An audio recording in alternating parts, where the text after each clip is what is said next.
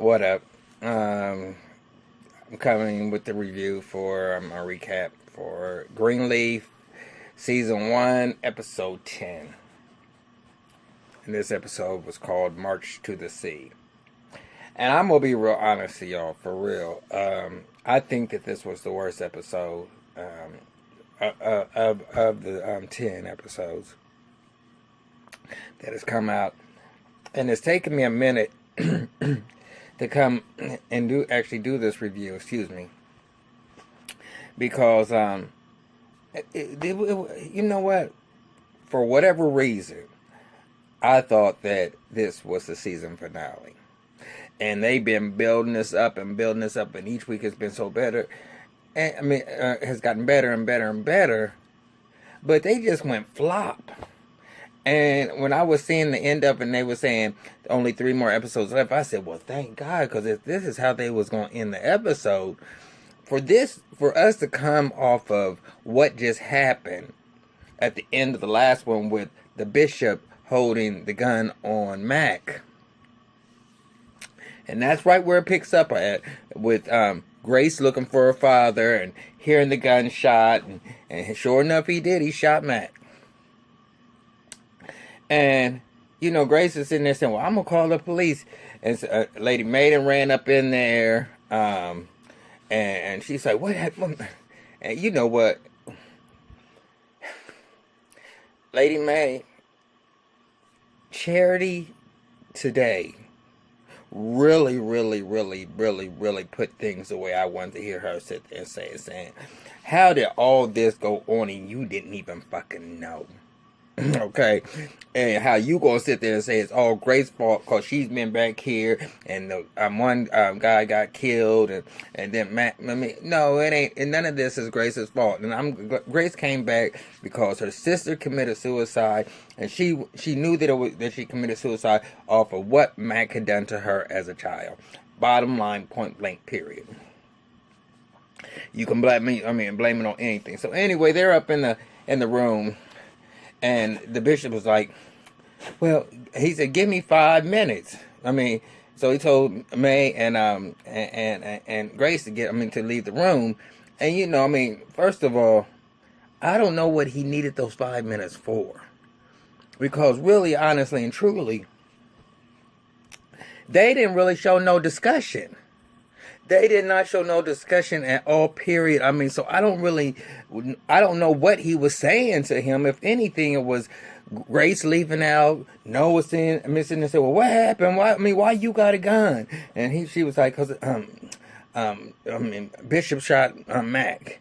And he said, well, he called the police yet or whatever. She said, well, what in the fuck was they going to do with the first aid kit for a gunshot? Come on now. That was just about the dumbest thing I have ever heard in my whole entire life.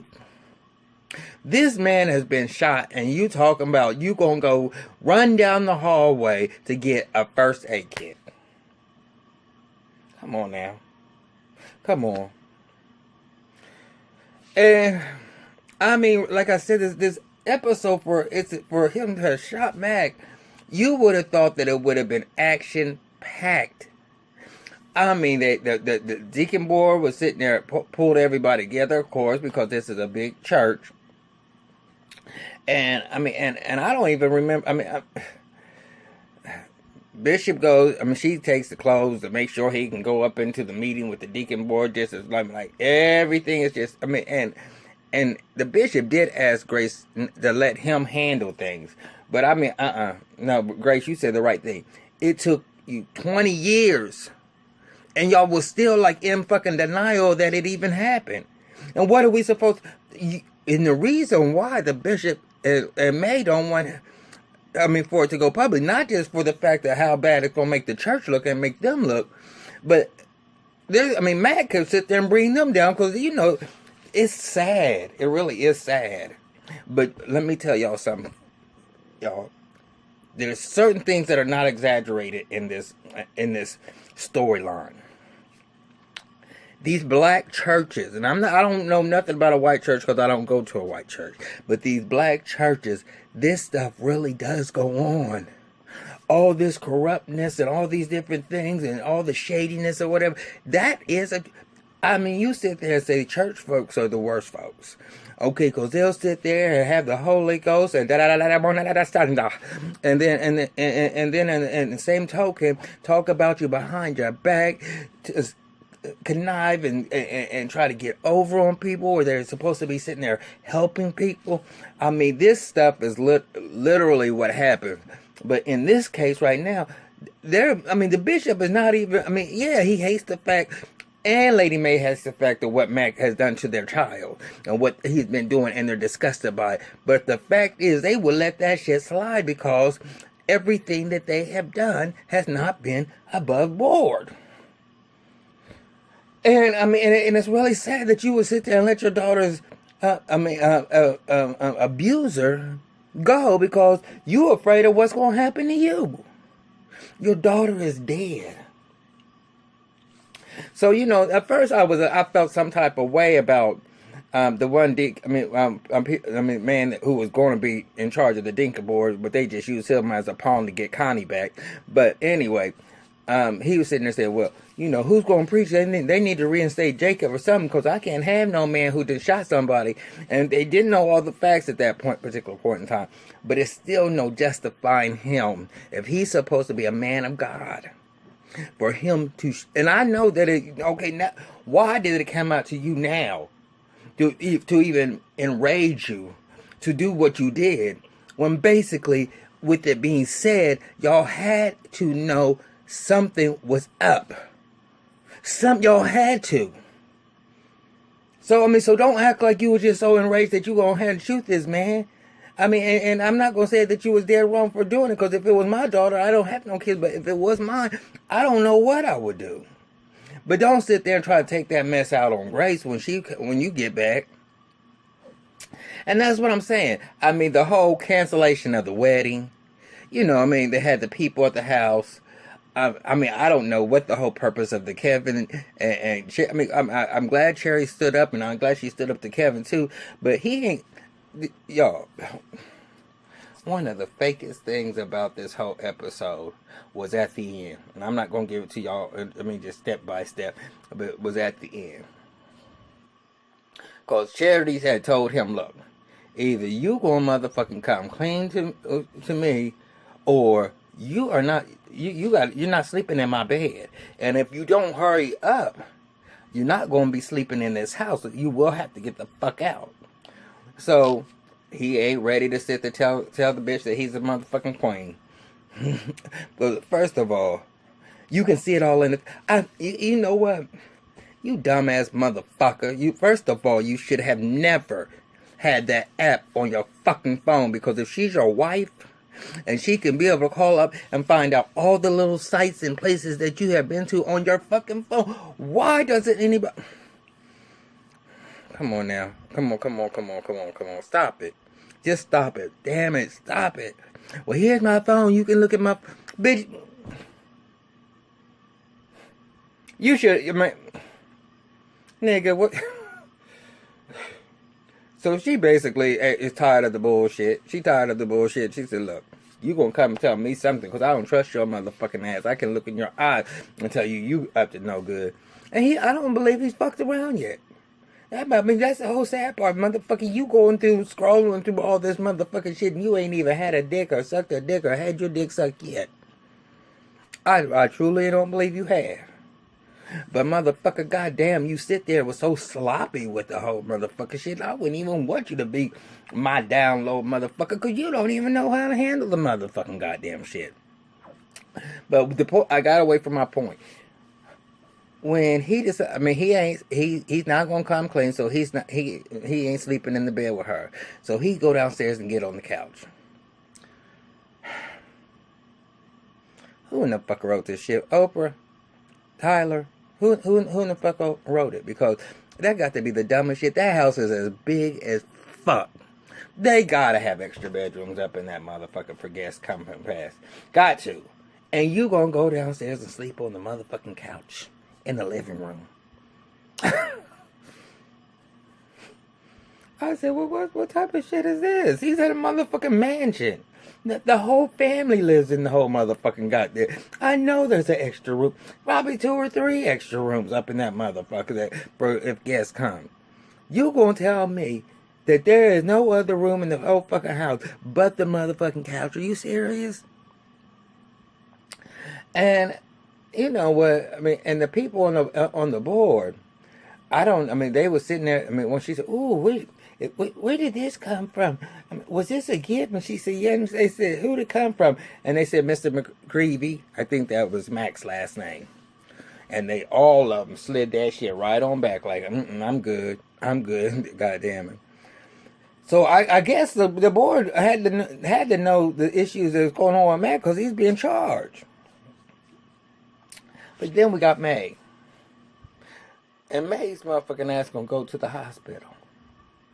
And I think she went there for twofold. Number one, to see where his head was, because she was like, please don't make us go down. To make the church look bad. Please, because like I said, he knows there's skeletons because he's been covered up a whole bunch of this shit. But he was like, nah, I'm gonna go ahead and take a plea or whatever. I got my turn to get ready to come or whatever. And she's like, well, I came here. He said, so what you doing here, man? She said, well, I came here because God told me to forgive you. But I don't know if I can, she said, because the more and more I think about it, the more and more I hate you. And she said, I hate you, what you did to my daughter and what you did to those other kids. And blah, blah. And she just going on. She said, and as much as I know that if I don't forgive you, that God's not going to sit there and bless and bring our church up out of this situation that we're in. She said, but I don't know if I can. Forgive me, Lord. And I'm like, now, you said it once, now, right there. You said it when you went right after he had shot, the bishop shot him and told y'all to get out the room for 5 minutes, and you went in there and praised it. You know, Lord, I know I ain't been perfect, but I ask for your forgiveness. Baby, you're to the core of your soul. You are not a godly person. You know the scriptures. You know all of that. And you can be able to, but baby, you cannot have the thoughts that go through your mind about your own daughter. You cannot call yourself a godly person. I'm sorry, mate. You remind me of my bishop's wife. You remind me of her. The first lady of the church, she passed away of cancer. And he marries less than a year somebody who's 20 years younger than him.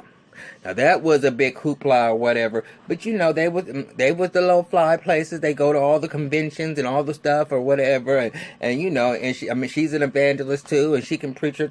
And I used to have mad respect for her, but. And you know, and my bishop was sitting there. I always kept on. I was getting frustrated because I was like, he gonna die in the pulpit because he wasn't giving no service. Where he would sit there and get you all riled up, and then he would get somewhere, and then he would just go off to the left, and you like, well, where'd you go? How did you go from here to there? And you know, you'd be like the little engine that could, like, I think I can, and then get to the top and roll all the way the fuck back down, and you'd be like lost. But you be careful what you ask for, because she was the devil waiting. This woman's so pitiful that she gonna have him try to declare him as being incompetent and try to put him in a nursing home. Thank God his kids was there. His kids are some of her kids are the same age as her. But I see that. So when I sit there and see Lady May, how she be acting and trying to be acting like she's Miss Godly, she is not that. But when the bishop got out of jail and he came to that deacon board meeting and he asked Grace to leave, and I'm like, I'm so confused on this episode, because with all that happened, he shot Mac. For for it to be as dead as it was, this was a dead episode, y'all. I mean, here it is. I'm only at 15 minutes, and I don't even know what else to say. He had her put up out of the meeting. Later on, she went past there to try to go in there, and he didn't want to. He didn't told his secretary, don't allow her in here. And there's really, I mean, okay. Well, Sophia, Miss Grown Ass, calls her daddy. And we ain't heard nothing about no daddy. I didn't know that there was a daddy that was anywhere in the picture, but the daddy then came up there, and she didn't tell him because she knew that he would sit there, had not let her come up to for the visit. So daddy come up there talking about how you gonna have her around this man that you've been knowing for the last 20 years. This is what he's done, and you gonna bring my daughter up here? And he was a cute little white boy, or whatever he was. I don't know. I think he was a white boy or whatever. But and he talked about he gonna take. He said, well, she can stay here till the end of the school year because he went out with Grace, and Grace. Sophia. She said she likes it there. She actually does like it on this state. And I think she likes her cousin or whatever. And she said just different from the folks back where they was living in Arizona, where everybody's about what you got on, and and all the flossy shit. And she said she just feels better. She likes it there. So he was like, well, he gonna let her finish up the school year, and then she gonna have to come live with him in Arizona. Now that won't even. I don't think that that's gonna happen. I don't. But to bring him in, they do shit that's just like all the way at the end. We ain't never heard nothing about no daddy, and now all of a sudden daddy then came and threatened that he gonna take the girl away and all this other type of stuff. And I'm like, why are you throwing that shit? That shit could have been introduced a long time ago. That we even knew that could be a possibility. And what is up with these church folks? Everybody wants to hold these secrets, thinking that they're helping somebody. And when the shit comes out, then it just makes everybody, it just causes so much problem. Why can't you, in any place that you would think that people would be honest and you wouldn't have to worry about that, would be in the church. So, and May sitting there trying to make a big deal out of the fact that, Grace had slept with, Noah, his wife, and her mama. When she was taking all her stuff and going, catching the airport or whatever, she done took everything. But yeah, she gonna come to him and say, well, look, this is the deal. I'm getting ready to leave. Don't come to me. You know what? First of all, bitch, you think you giving him this little timeout type of situation. And he gonna, what you was feeling in the first place, when it all comes down to it, Noah and Grace is going to end up being together, baby. You done. Yeah, you and your mama can go on. Y'all can go on. Do whatever y'all do.